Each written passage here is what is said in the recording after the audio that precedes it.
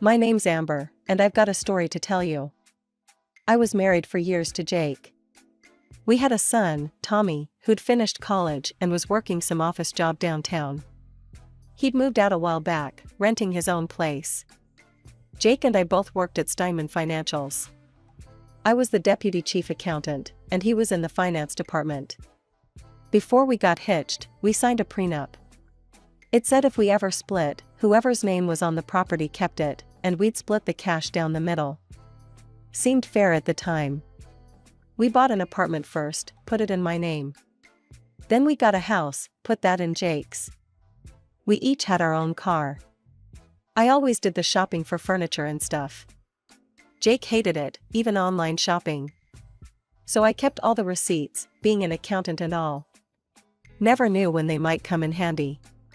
Lately, Jake had been obsessing over our retirement. He'd spend hours poring over financial news, muttering about inflation and the rising cost of living. "Have you seen gas prices lately?" he'd grumble over breakfast. "And don't even get me started on groceries. How are we supposed to retire comfortably at this rate?" I'd try to reassure him, but he was like a dog with a bone. He'd research get-rich-quick schemes, always looking for that magic bullet. One day, he came home excited about day trading. "Amber, I think I found our ticket," he said, waving his tablet at me. "Look at these stock charts. If we play it right, we could double our money in no time." I shook my head. "Jake, that's too risky. We can't gamble with our savings." He sulked for days after that, but I stood firm. We needed stability, not high-risk ventures. One evening, Jake suggested we take a walk. The air was crisp, and the streets were quiet.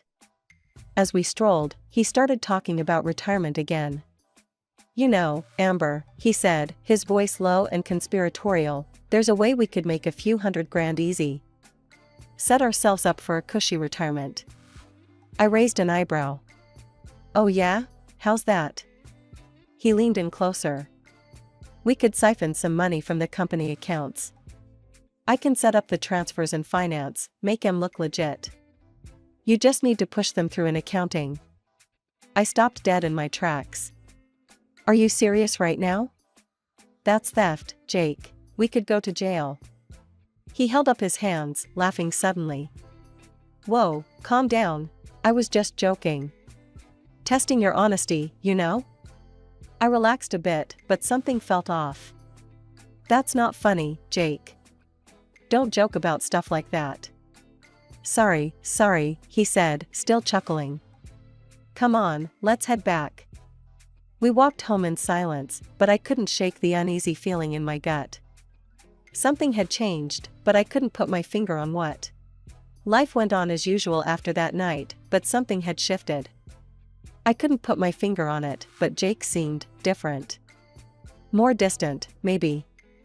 I tried to brush it off as stress from work. One day, our chief accountant quit unexpectedly. The company wasted no time in hiring a replacement. Her name was Vivian, and she waltzed into our office like she owned the place.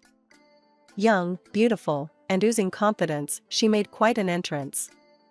"Listen up, everyone," she announced on her first day. "Things are going to change around here. I expect nothing but the best from my team." Her eyes lingered on me a bit too long, and I felt a chill run down my spine. Something told me she wasn't happy about having me as her deputy. I was right. Over the next few weeks, Vivian made my life hell. She'd criticize my work constantly, making me redo reports multiple times for the tiniest errors. A few days later, during a management meeting, I noticed a glaring error in Vivian's calculations. I hesitated, not wanting to embarrass her, but my sense of duty won out. "Excuse me," I said, my voice shaky. "I think there's a mistake in these numbers.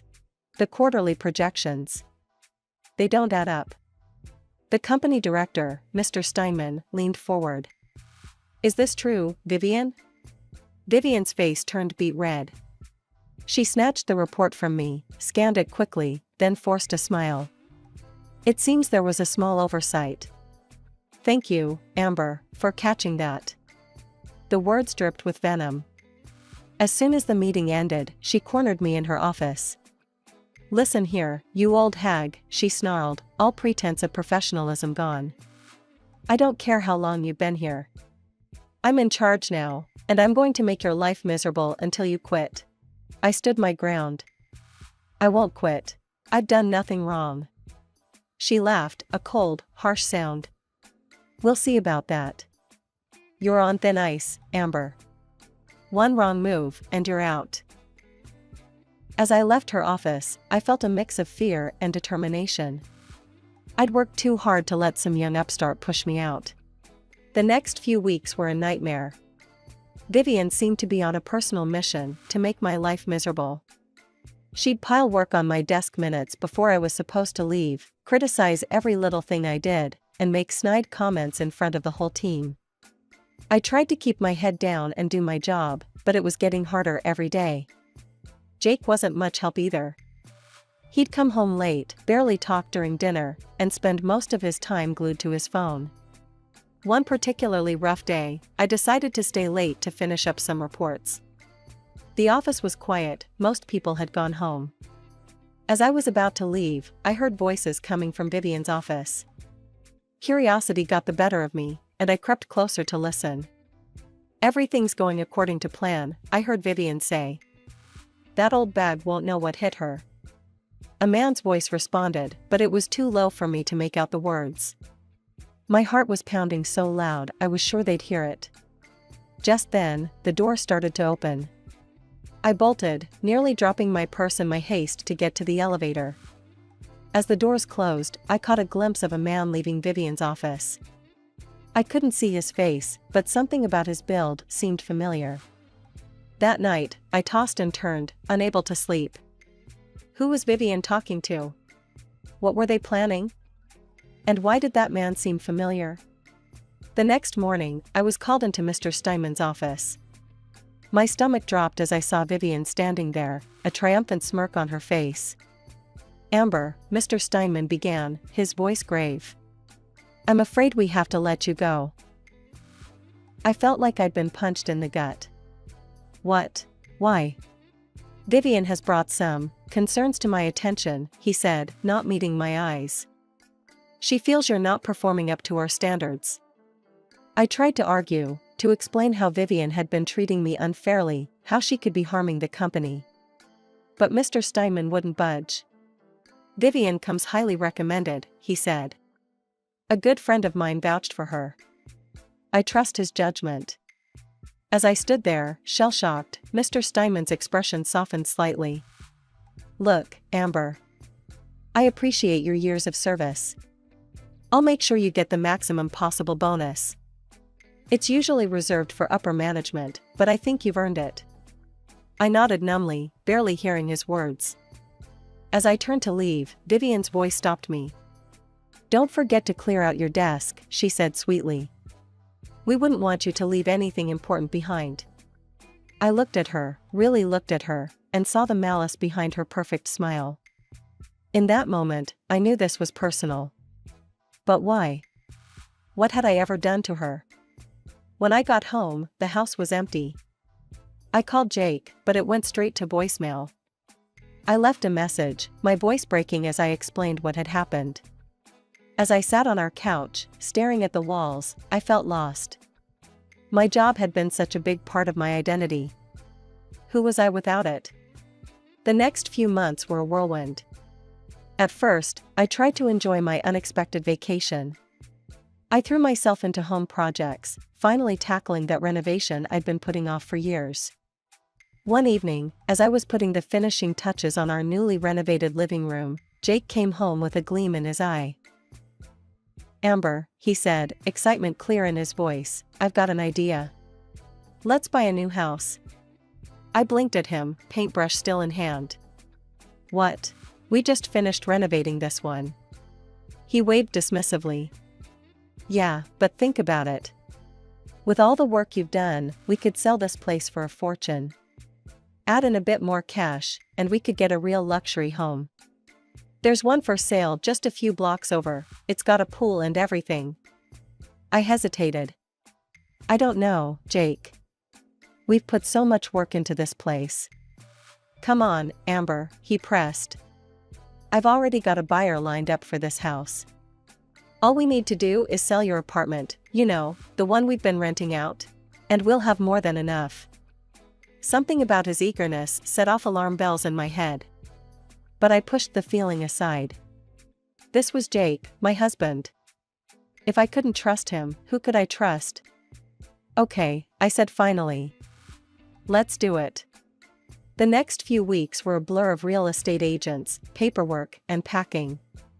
I sold my apartment, putting the money into our joint account as Jake suggested.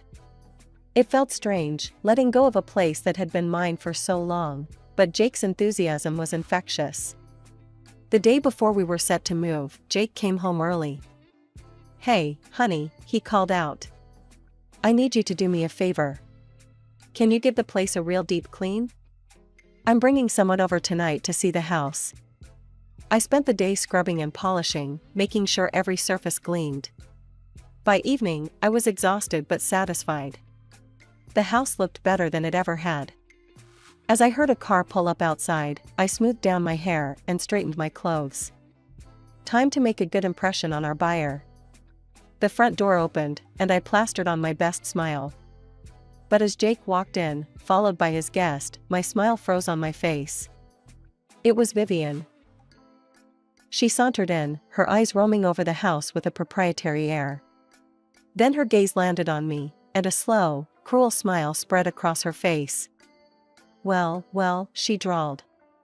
Looks like the maid service has already been here.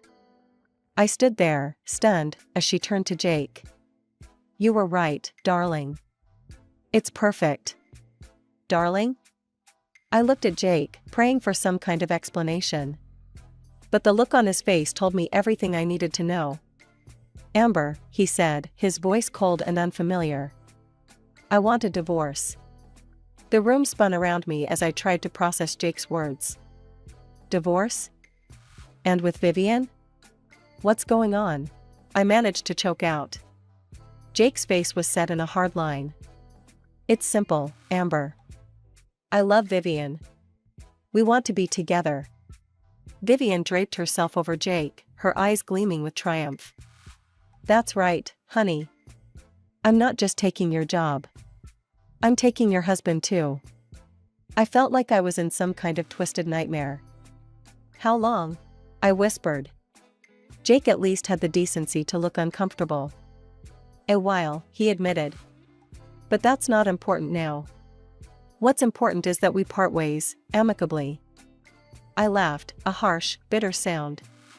Amicably? You've been cheating on me, and you want amicable?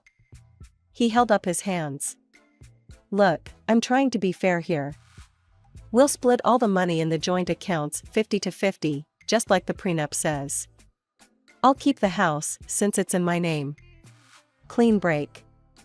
My mind was reeling, but something clicked into place. The apartment sale, the rush to move, it had all been part of their plan. You manipulated me, I said, my voice growing stronger.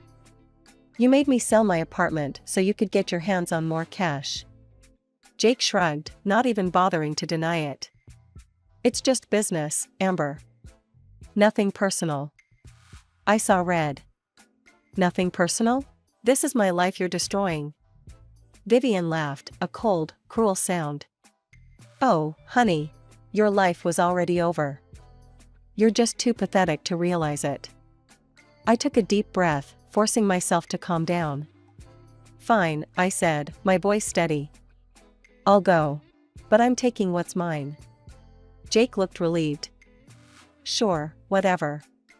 Just be out by morning. I nodded, then turned and walked calmly to the phone. Jake and Vivian watched, puzzled, as I dialed. Hello, Speedy Movers? I need a team here first thing in the morning. Yes, it's a full house move. Jake's face darkened. What are you doing? I smiled, a cold, hard smile that felt foreign on my face. I'm taking what's mine, Jake. Every single thing I bought for this house. Hope you and your mistress enjoy your empty love nest. The look of shock on their faces was almost worth the pain of the past few hours. Almost. As I headed upstairs to pack my personal belongings, I heard them arguing in fierce whispers. Let them fight, I thought. I had work to do. I spent the night sorting through papers, gathering every receipt I'd saved over the years. By morning, I had a clear inventory of everything that legally belonged to me.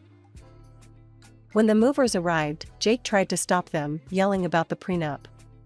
But I calmly showed them the receipts and the clause in our agreement stating that individually purchased items remained the property of the buyer. Item by item, the house was emptied. Furniture, appliances, even the food in the fridge, all loaded into the moving van. Jake and Vivian watched in horrified silence as their perfect plan crumbled around them. As the last box was loaded, I turned to face them one last time. Jake looked shell-shocked, while Vivian's face was contorted with rage. Enjoy your new life, I said, my voice dripping with sarcasm. I'm sure it'll be everything you dreamed of. The next few days were a blur of activity. I rented a small storage unit for my belongings and checked into a modest hotel. My mind was racing, trying to process everything that had happened and figure out my next move. On the second day, I received a call from a number I didn't recognize. It was a lawyer, representing Jake. Mrs. Thompson, he said, his voice cold and professional, I'm calling to inform you that your actions regarding the removal of property from your marital home were illegal. My client demands the immediate return of all items. I laughed, surprising even myself with how steady my voice was. I don't think so. Everything I took, I purchased. I have the receipts to prove it. The lawyer paused, clearly not expecting this response. Nevertheless, the prenuptial agreement. The prenup states that individually purchased items remain the property of the buyer, I interrupted. You're welcome to review it. Now, if you'll excuse me, I have my own legal matters to attend to. I hung up, my heart pounding. I knew this was far from over, but I felt a small thrill of victory. For once, I was fighting back. That evening, I called my son, Tommy. I hadn't told him about the divorce yet, and my heart ached at the thought of breaking the news. Mom, he answered, his voice concerned. Is everything okay? I've been trying to reach Dad, but he's not answering. I took a deep breath. Tommy, there's something I need to tell you. Your father and I, we're getting a divorce. There was a long silence on the other end.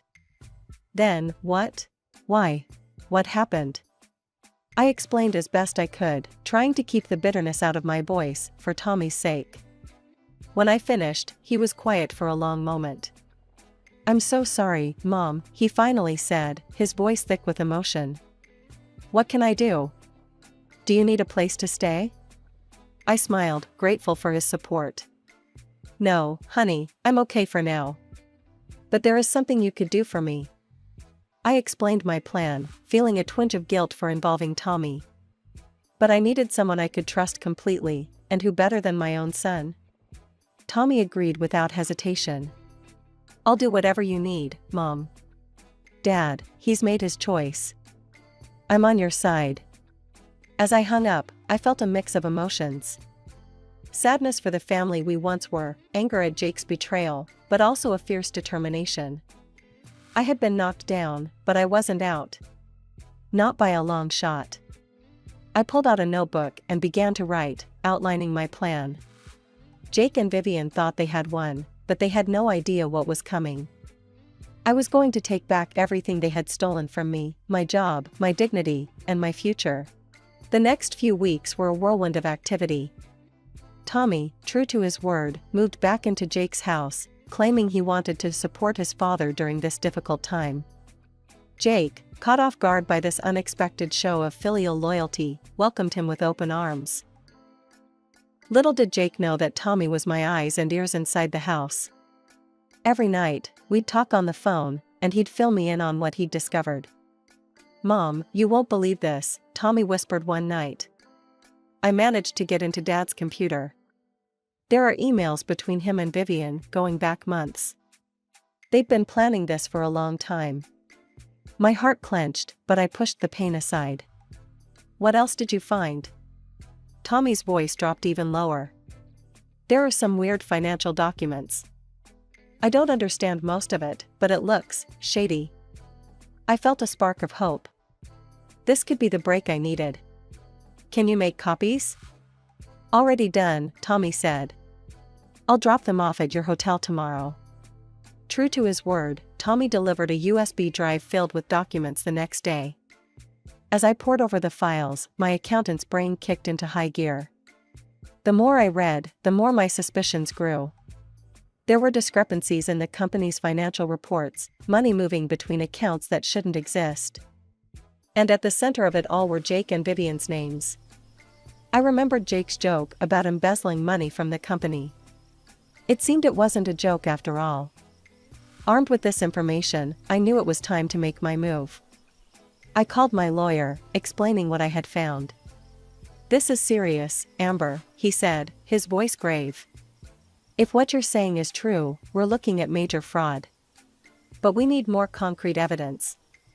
I nodded, even though he couldn't see me. I understand. What do you suggest?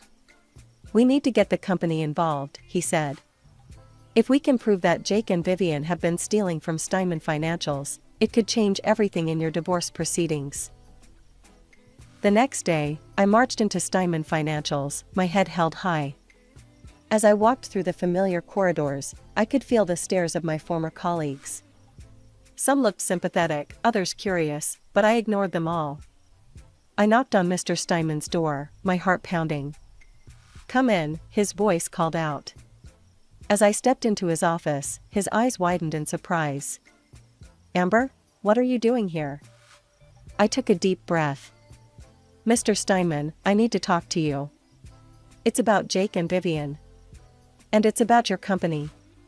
For the next hour, I laid out everything I had discovered. The suspicious transfers, the hidden accounts, the discrepancies in the reports. Mr. Steinman's face grew increasingly pale as I spoke. When I finished, he was silent for a long moment. Then he reached for his phone. Get me the head of security and our legal team. Now. He looked back at me, his expression a mix of anger and gratitude. Amber, I owe you an apology. And a thank you. If what you're saying is true, you may have saved this company from disaster. The next few days were a whirlwind of activity at Steinman Financials. Mr. Steinman, acting on the information I'd provided, ordered an urgent audit of the company's accounts. The results were shocking, even to me. The auditors confirmed what I'd suspected: money was indeed being siphoned from the company's accounts to unknown destinations. The total amount stolen was staggering, approximately $400,000. I felt sick to my stomach thinking about how long this must have been going on right under my nose. A large-scale investigation followed, involving not just the company's internal team, but also external forensic accountants and law enforcement. As the evidence mounted, there was no doubt left: Jake and Vivian were guilty of extensive fraud. I watched from the sidelines as their world came crashing down. Police officers arrived at the office one morning, leading both Jake and Vivian away in handcuffs. Their property and accounts were seized, and a criminal case was opened for economic crimes. Despite the satisfaction of seeing justice served, the aftermath was messy and painful. Because of the prenuptial agreement we'd signed years ago, I couldn't reclaim the money from the apartment I'd sold. Instead, those funds, along with our other joint accounts, were split equally between us. The house, being in Jake's name, remained his property. However, my lawyer fought hard, and we managed to secure some victories. I received financial compensation from Jake amounting to 50% of our house's value, plus lifelong alimony. It wasn't everything I'd hoped for, but it was something. But I wasn't done. I went after Vivian too, demanding compensation for the trauma and financial loss I'd suffered due to her actions. The court sided with me, ordering her to pay over $35,000 in damages. In the end, Jake and Vivian received suspended sentences for their fraud. All their property was confiscated, leaving them deep in debt. The court also barred them from holding any senior positions in the future. Their careers, like their reputations, were in tatters. As I left the courthouse after the final hearing, I felt a mix of emotions: relief, sadness, anger, but also hope. The past few months had been a nightmare, but I'd come through it stronger than ever. I'd uncovered a major fraud, reclaimed my reputation, and secured my financial future. With a substantial amount of money in my bank account, I decided it was time for a fresh start. After weeks of searching, I found the perfect place, a small house with a cozy garden on the outskirts of town. It was nothing like the lavish home I'd shared with Jake, but as I stood on the porch, looking out at the neat rows of flowers and vegetables, I felt a sense of peace I hadn't experienced in years. I threw myself into renovating the house, making it truly mine. I painted the walls in warm, cheerful colors, installed bookshelves for my growing collection, and set up a small home office overlooking the garden. Tommy visited often, helping me with the heavier work and just keeping me company. One evening, as we sat on the porch swing I'd installed, sipping lemonade, he turned to me with a smile. "You know, Mom, I'm really proud of you," he said. "After everything that happened, look at you now. You're amazing." I felt my eyes well up with tears. "Thank you, honey. That means more to me than you know."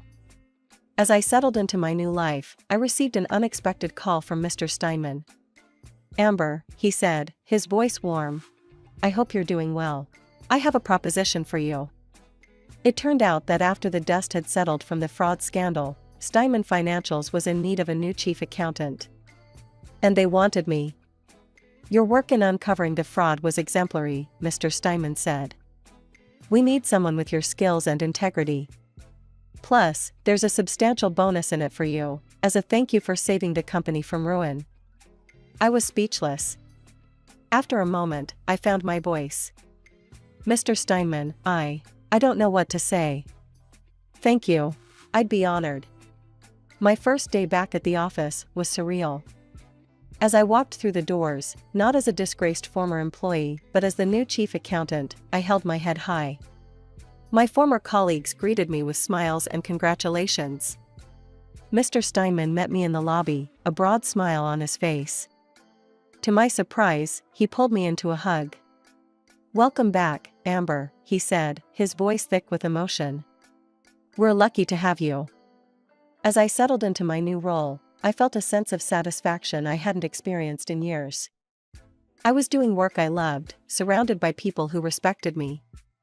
The financial bonus was generous, allowing me to pay off my new house and set aside a nest egg for the future. In the evenings, I'd return to my little house, tend to my garden, and relax on the porch swing. Sometimes Tommy would join me, other times I'd enjoy the solitude. I started taking classes at the local community college, art, literature, even a cooking course. For the first time in years, I was focusing on my own growth and happiness.